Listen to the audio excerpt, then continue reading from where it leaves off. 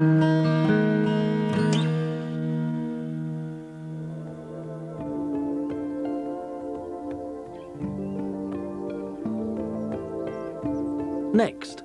the story of a chance find in the grounds of an 800-year-old castle that turned out to be a love token with a long history.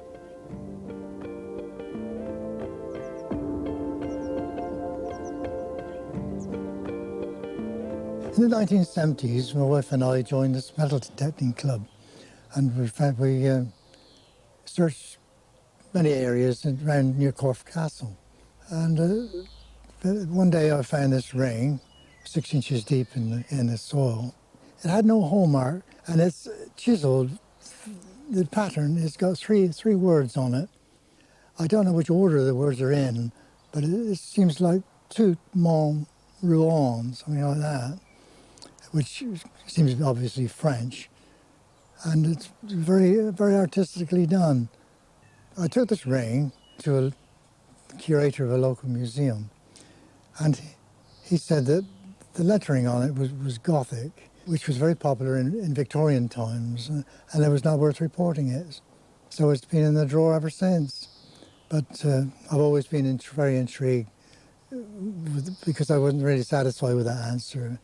So I'm sure it's got to be older than that, and which is what I'd like to know, the age and the meaning of the three words on there, and where it came from.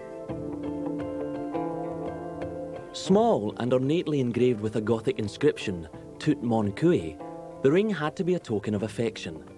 But when were the lovers courting? It was time to do some dating of our own.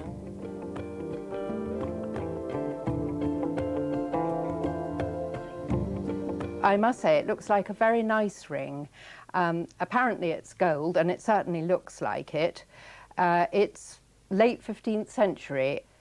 The reason for dating it to the late 15th century is because the inscription is still on the outside of the hoop. Later, into the 16th century, inscriptions like this, which were thought to be rather private, all my heart, they were put on the inside of the hoop and thus concealed when the wearer had the ring on. It's not correctly spelled, but that doesn't matter. That was very common.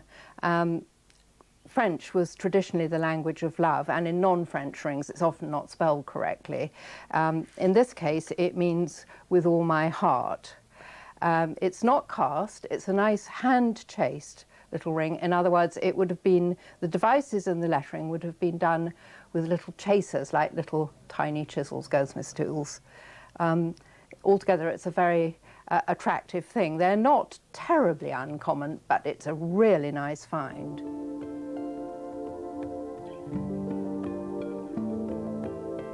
There are some really nice examples in the Victoria and Albert Museum of very, very similar rings, same sort of devices, same kind of lettering with French inscriptions, and some of them even misspelled, just like our Corfe Castle one.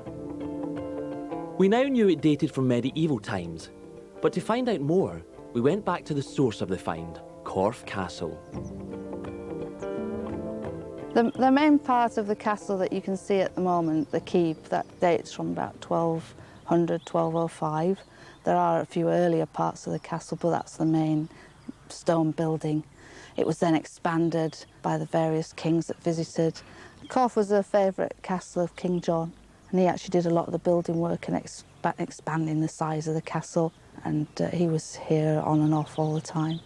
It was then destroyed in the Civil War between Cromwell and Charles I in the 1640s, so it's looked like it does now for the last 350, 400 years.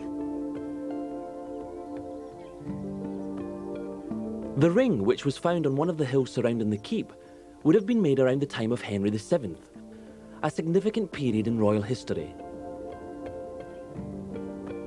Nancy had been involved in many archaeological excavations around the Corfe Castle site. Had anything like this been found before? We don't often find rings on excavations, especially gold rings. It's usually bronze or iron, and it's exciting because it connects you with an actual person. It's a personal object that belonged to someone. It belonged to someone who was quite wealthy to be able to afford a gold ring.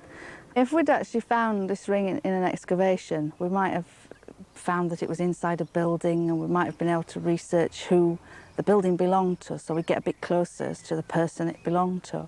There might have been other things found with it, pottery or other objects. Even on the hill where it was found, there might still be things there that would have told us a bit more about the ring and maybe why it was lost or exactly closer when it was lost.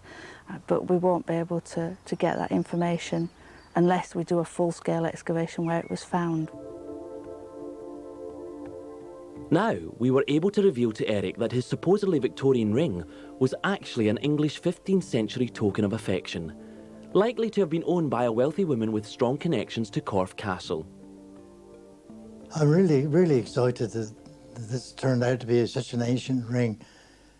It's been in the soil for 500 years or more, and probably belonged to someone quite wealthy. All my heart, obviously, a love token. It's a shame that she lost it at such an early stage, because the ring is perfect condition. She's had no wear. It's the most important find I've ever found. I found all sorts of Roman coins and ampulas, but I hadn't realised till now this is the most important find ever.